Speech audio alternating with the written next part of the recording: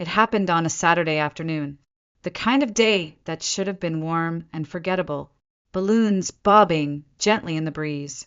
Cupcakes with sparkles. Shrieks of sugar-fueled kids echoing through a neatly manicured backyard.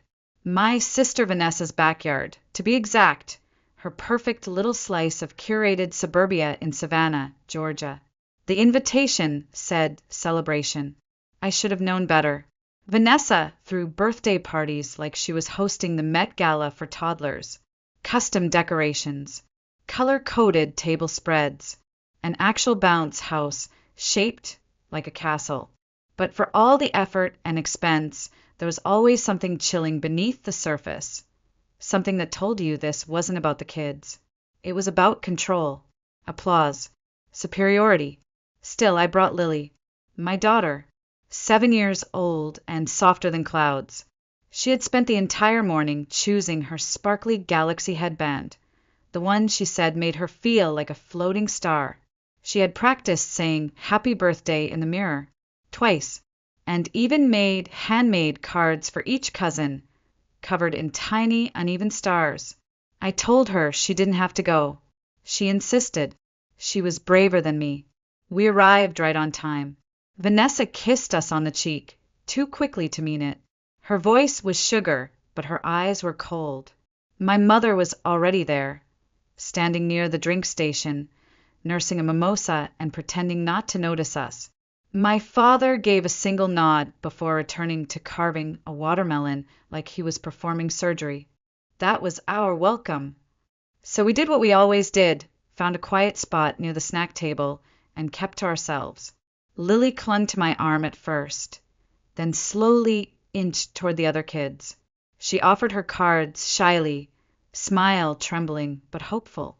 I watched her face like a storm tracker, waiting for signs of collapse. But she was holding steady. I even caught her laughing once, chasing a bubble wand trail. And then came the gift bags. Vanessa gathered the children with theatrical flair. Each bag was personalized, glitter names, bows, little charms that matched each child's interests. She handed them out like medals of honor. The other parents clapped and cooed. Then she handed Lily a plain, white paper bag. No glitter, no bow, no name, just a crooked yellow sticky note slapped on the front. 5 words. Try harder next year. Smiley face. Lily blinked. She read it again, as if maybe she'd misread.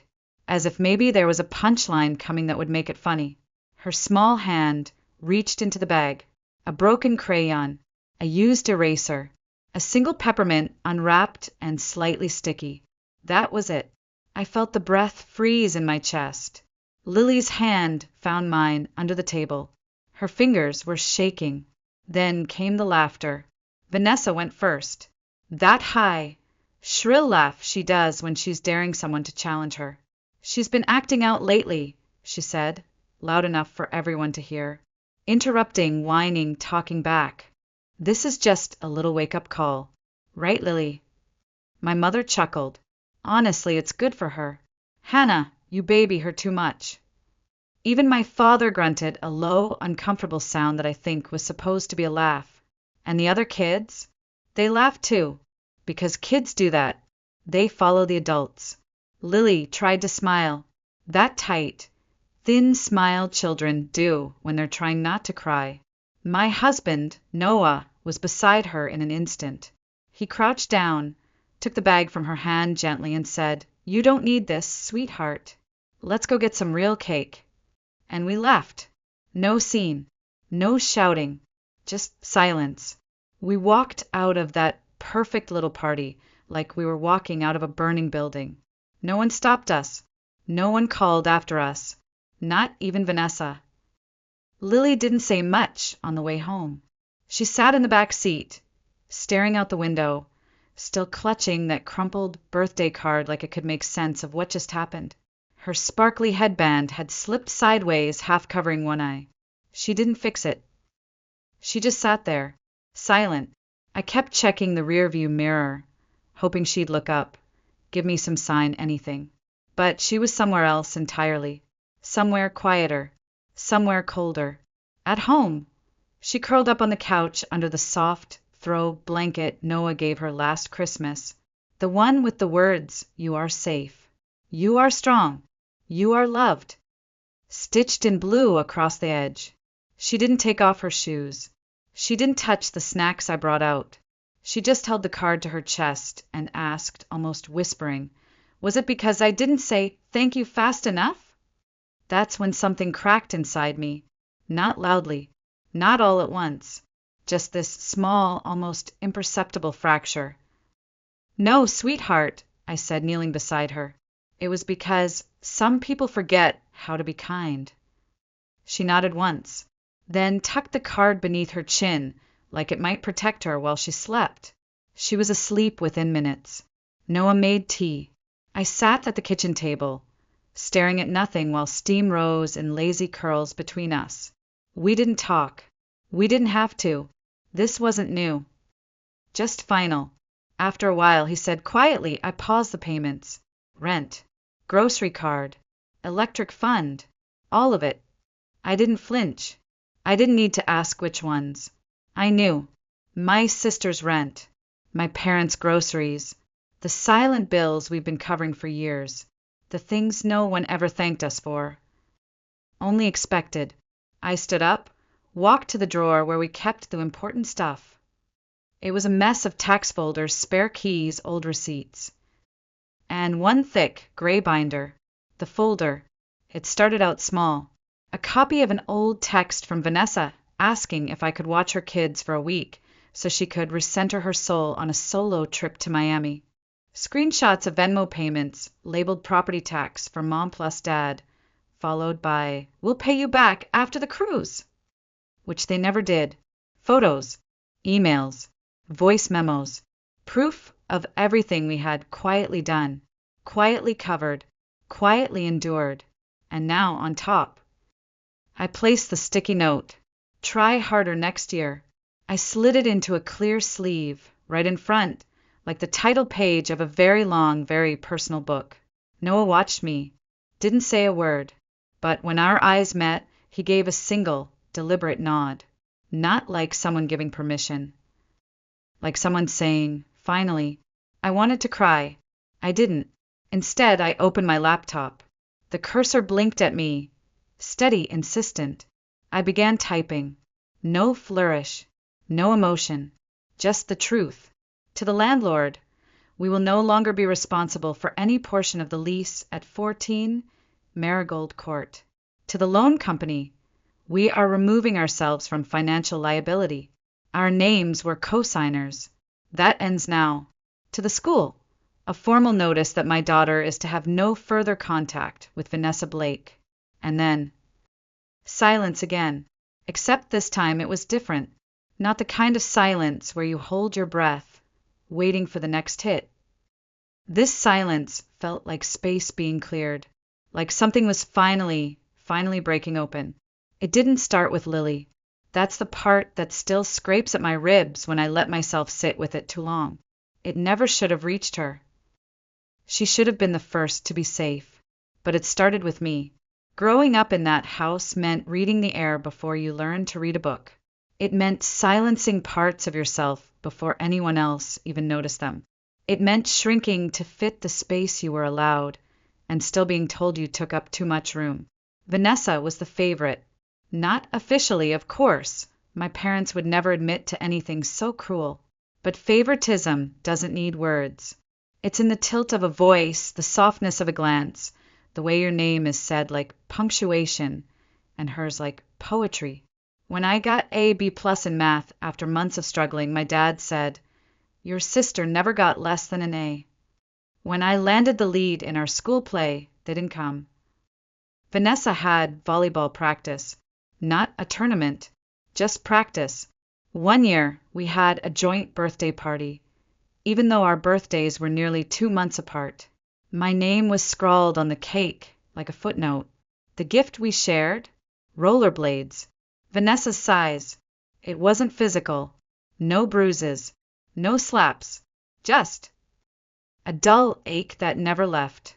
The kind that tells you you're not enough. Not quite. Not ever. I remember once in 3rd grade, coming home beaming, holding a certificate for perfect attendance. I'd fought through fevers and stomach aches just to earn it. My mom glanced at it and said, "Vanessa got Student of the Month, you know. That's more impressive." When I was 15, I came home crying. A teacher accused me of cheating. I hadn't. I was devastated. My mother's response? "Well, you do keep to yourself a lot. Maybe you look suspicious. Try to smile more next time." At 17, I finally gathered enough courage to tell her I thought I might be depressed. I expected concern, maybe even a hug. She rolled her eyes. "That's the new thing now, isn't it? Everyone thinks they're depressed. You're just bored. Get a hobby." Vanessa laughed, said I was being dramatic, then borrowed my phone charger and never gave it back. By the time I left for college, I was numb. I didn't expect them to show up on move-in day. They didn't. A week later, I got a card in the mail. $25. And a sticky note. "Don't blow it." So I didn't. I got through college, found therapy, learned the language of trauma, emotional neglect, scapegoating, passive-aggressive control. I learned how to unlearn it. And when I met Noah, I still apologized for crying during movies. He didn't tease. He just handed me a tissue and said, "That part hit hard, huh?" He was the first person who ever asked what I wanted for my birthday and actually listened. Not guessed, not assumed, listened. When I told him about my family, I tried to make it sound quirky, harmless, dysfunctional in a "don't we all have problems" kind of way. He didn't push, but the first time he met them, I remember he squeezed my hand under the table. Later that night, after we left, he said, "You weren't exaggerating." And still, when Lily was born, I let them back in. I told myself she deserved cousins, holidays, grandparents who'd dote on her. I told myself the past was the past. But it wasn't. It was just hiding in better lighting. It started slow, like all familiar dangers do. A quiet comment here, a dismissive glance there. At first, I brushed it off. I wanted so badly to believe it was nothing. Vanessa, eyeing Lily's outfit one day, said, "She dresses a little offbeat, doesn't she?" Kids these days. My mother, when Lily hesitated to hug someone at Thanksgiving, leaned down and whispered, "Don't be rude, sweetie. Give Uncle Bill a proper hug." And my father, when Lily cried at the loud pop of a balloon during a family picnic, chuckled and said, "She'd better toughen up if she wants to survive in this family." I tried to explain. I told them about Lily's sensory sensitivities, how certain sounds overwhelmed her, how too much pressure could make her shut down. I told them she didn't need fixing. She needed understanding. They rolled their eyes. "You're overreacting," my mom said. "She's fine," Vanessa smirked. "She's just like you," my father muttered, not kindly. And when I stood up for Lily, they turned it on me. "She just wants to feel important," I heard my mother say to Vanessa, not realizing I was standing behind the hallway door. Let her have this, as if protecting my daughter was a performance, as if it was just a phase I needed to burn out of my system. I swallowed it, again and again. I let it go more times than I can count, because some part of me still believed they might come around. That maybe if I modeled patience, compassion, they'd mirror it back. That maybe they'd finally see Lily, not as a reflection of me, not as a problem to correct, but as her own luminous, beautiful self. But they didn't see her. They saw what they wanted to see.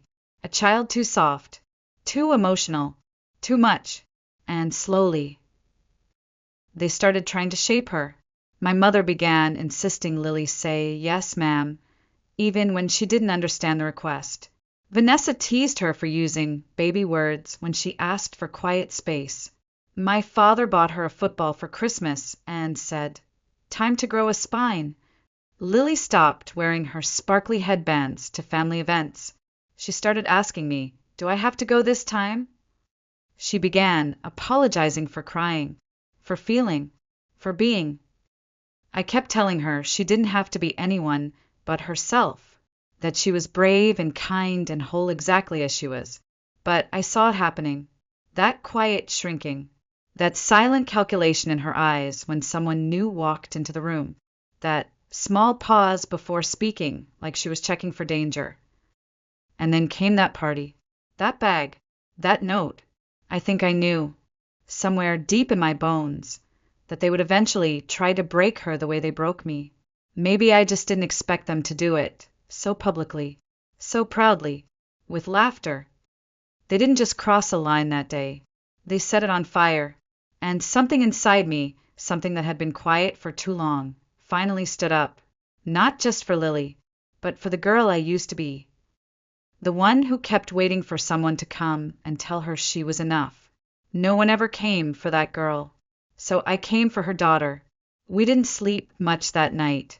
Lily had drifted off sometime after midnight, her little body curled up beneath her blanket, fingers still clutching the birthday card she made for her cousins. It was bent at the corners now, smudged from her palms. But she wouldn't let go. I sat on the couch in the dark, watching the cursor blink on my laptop screen like it was daring me to finish what I'd started. Outside, the streetlight flickered, humming a low, tired buzz. The world was asleep, but something inside me had finally woken up. At 4:07 a.m., I sent the first email to the landlord who managed Vanessa's duplex. The arrangement had been unofficial but understood. The rent was always paid on time. From our account, I wrote, effective immediately, we will no longer be contributing to the lease at 14 Marigold Court.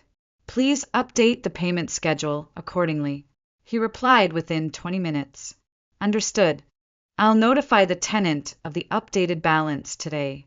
No emotion, no fanfare, just logistics. The truth, delivered quietly. At 4:49 a.m., Noah drafted the letter to the auto loan company.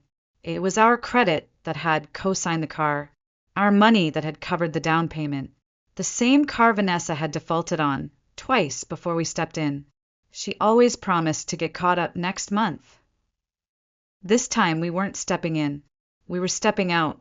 By 6:02 a.m., the printer was humming. Pages fed out one by one. Screenshots of texts, emails, group messages. The one where Vanessa called Lily fragile. The one where she wrote, she's going to be just like her mom. Oversensitive and exhausting. And then there was the voice memo. Christmas, 2 years ago. My husband had been recording a sweet family moment. He caught my mother, not realizing she was in range of the mic, leaning in and saying to Vanessa, "Don't bother getting her anything nice. She never appreciates it anyway." They were talking about me. By 7 a.m., everything was printed, labeled, and placed into a thick folder. I bound it with a crimson ribbon I found in the junk drawer. It was from one of Vanessa's old party supply kits. I didn't plan that part. It just felt right. At 7:30, we got in the car. The streets were still quiet, the sun barely rising over the Spanish moss that hung heavy from the trees. Savannah has that kind of beauty, soft and heavy, like an old secret. We pulled up to Vanessa's house. No words, just action. Noah walked up the steps. He placed the folder gently on the doormat, rang the bell once, and walked away. We were halfway down the street when we heard it. A scream. Not the kind of scream that calls for help. This was something deeper. Something unhinged. Like rage finally uncorked. Like shame finally touched daylight. Vanessa. She burst out the front door, barefoot, still in her robe, clutching the folder like it might burn through her skin. Her face was blotched with fury. Her mouth moved too fast for her thoughts to catch up. The neighbor came out in his slippers, squinting in confusion. He called the police. When the officers arrived, Vanessa was pacing the lawn like a storm. She shoved the folder at them and cried, "This is harassment! My crazy sister's trying to destroy my life." They flipped through the pages. Calmly, quietly, one of them looked up and said, "Ma'am, this appears to be a civil matter. Nothing illegal here. Just truth. Just consequences." By noon, my phone had exploded. 38 messages from Vanessa. The first few were all caps. What the hell is wrong with you? You think this is funny? Then came the guilt. We're family. You can't do this to us. Then the begging. Please, you can't just stop paying because of a joke. Then the threats. If you don't take this back, you'll regret it. My mother called 4 times that day. She left one voicemail on the third try. Her voice was tight, controlled, the kind of tone she used when she wanted to sound calm, but couldn't hide the splinter underneath. You've taken this too far. This family has always had problems, but you just lit a match. What do you want from us, Hannah? She sounded more angry than sorry, more inconvenienced than remorseful. I didn't respond. Instead, I sent a digital copy of the folder, every screenshot, every memo, every receipt to our extended family. Aunts, uncles, cousins, people who had no idea why we'd stopped showing up to Christmas or why Lily always looked anxious at reunions. I didn't explain. No essay, no long caption, just a subject line, in case you ever wondered. By the end of the day, 20 replies. Half of them said some version of, I had no idea. One cousin sent a single line, good for you. But the real fallout started 2 weeks later. The landlord followed through. Vanessa had 30 days to cover the full rent or face eviction. The loan company sent her a final warning. Her late payments had triggered a review. The car she used for everything? Under scrutiny now, and not under her name. Noah showed me the notification with a quiet, satisfied smile. Then my parents called him. Not me. My mom's voice was tight with desperation. She won't listen to us, Noah. Maybe she'll listen to you. Tell her we're sorry. Tell her she doesn't have to do this. He didn't raise his voice. He just said, she's not doing this to you. You did this to yourselves. The next morning, they showed up at our house. Lily saw them through the window first. Her face went pale. She clutched the edge of the curtain, then whispered, Do I have to talk to them? I shook my head. No, baby, you don't. I met them at the door. My father started, We just want to talk. This is getting out of hand. No, I said. This is called consequences. My mother's eyes brimmed, but the tears wouldn't fall. Not real ones. She reached into her purse and pulled out a sympathy card. One of those generic store-bought ones with lilies and soft blue lettering. Inside it said, We miss our family. I sent it back later that afternoon, with a sticky note tucked inside. So did I. That night, Lily sat curled on the couch, her legs tucked under a blanket, flipping through an art book. She looked peaceful, safe. She glanced up and asked, Were they mad? I paused. They were loud, I said. That's not the same thing. She nodded, like she understood more than a 7-year-old should. We didn't celebrate. We just breathed, and in that quiet breathing, there was something new, something almost sacred. Peace. For about a week it lasted. Then came the final crack. 10 days after the folder landed on Vanessa's porch, Lily came home from school with a note folded into her backpack. Pastel pink stationery, hearts on the corners. Inside, if you ever feel sad or confused, remember Auntie Vanessa loves you. You can call me anytime, even if your mom says no. Lily looked up, confused. Did I do something wrong again? The fury that rose in my throat was sharp and immediate. This wasn't just boundary crossing. This was manipulation. I called the school. Turns out, Vanessa had used one of her friend's names to get access to the front office. Said she was dropping something off for a niece. No ID check. No oversight. Just a sticky smile and a lie. That afternoon, I filed a no-contact order with the school, with the district, with the police. Then I called my lawyer. We sent formal cease and desist letters to both Vanessa and my parents. Digital. Certified mail. No room for misunderstanding. 2 days later, a fake Instagram account started tagging me in posts. Photos from my childhood. Blurry shots of me and Vanessa in matching dresses. Captions like, "Some people forget who raised them." An anonymous message landed in my inbox. "Just remember, kids grow up. One day she'll know what you did." That was it. The line. The final deliberate cruelty. I sent everything to my lawyer. Every screenshot. Every message. The note in Lily's backpack. The fake account. The threats. The childhood photos turned into weapons. He forwarded it all to law enforcement. We didn't hear from Vanessa for a while after that. But she didn't disappear quietly. She posted a selfie, crying of course, captioned, "When your own family turns on you." Cue the sympathy parade. Friends commenting, "You're so strong, they'll regret this. Family is supposed to love unconditionally." But then, the truth started leaking. Quietly. One aunt, then a cousin, then another. Screenshots circulated. Voicemails replayed. The folder did what I always hoped it would. It spoke louder than any confrontation ever could. People started asking questions. Why wasn't I invited to Grandpa's birthday last year? Why was Vanessa using the family emergency fund when she's the only one with a stable salary? Why did Lily cry every time she had to hug Uncle Bill? The questions didn't stop. My parents tried to rally everyone. Held an emergency Zoom call. I didn't attend, but apparently for people quietly left the meeting midway through. My mother stopped posting family photos. Vanessa deleted her account. And then the letter arrived. Monogrammed paper. Blue ink. Her handwriting, neat, controlled. My mother. Family is messy. We made mistakes. But at the end of the day, we're all we have. Don't punish everyone forever for one misunderstanding. Your daughter will regret this distance. So will you. I didn't respond.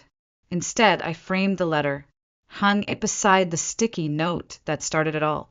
Try harder next year. And then I helped Lily hang fairy lights around her new bed. The soft ones. The kind that change colors slowly. Like breathing. Her breathing had changed too. Softer. Slower. Not tight and guarded like before. She made 2 new friends. Girls from her art class. Gentle, curious souls who didn't laugh when she needed to cover her ears. Who waited when she needed a minute. Who stayed. She started sleeping through the night. One morning, she climbed into my lap and whispered, "My heart doesn't feel like it's buzzing anymore." I held her so tightly she squeaked. And then one last thing happened. At the end of the school year, her class hosted Family Day. Each student could invite one adult to sit with them, eat cookies, and admire their art. She chose me. Of course she did. Her project was a painting. Abstract galaxies swirling in soft pinks and blues. Little comets streaking across the canvas. And in the corner, in black paint, she had written, "Safe is better than big." On the way home, I asked if she wanted to stop for ice cream. She nodded, then paused. "Mom." "Yeah, baby. You did the right thing, even if they call you mean, even if they never talk to us again. You did the right thing." I blinked hard against the lump in my throat. "Thanks, sweetheart. That means everything." She leaned back in her seat, legs swinging, smiling. Later that night, just before bed, I checked my email one last time. There it was. From Vanessa. No subject line. No greeting. Just 6 words. "Are you happy now? You won." I didn't respond. Because she was wrong. I didn't win. I walked away. And for the first time in my life, I didn't look back. Maybe I went too far. Maybe I didn't go far enough. Sometimes I still wonder if I should have said more at that party. If silence was really the loudest thing I could have done. I wonder what Lily will remember, and what she won't have to unlearn. Because I stopped it in time. But now I want to ask you, if it were your child, would you have done the same? Would you have walked away? Fought back harder? Let it go? Tell me, did I do the right thing? Or did I cross a line?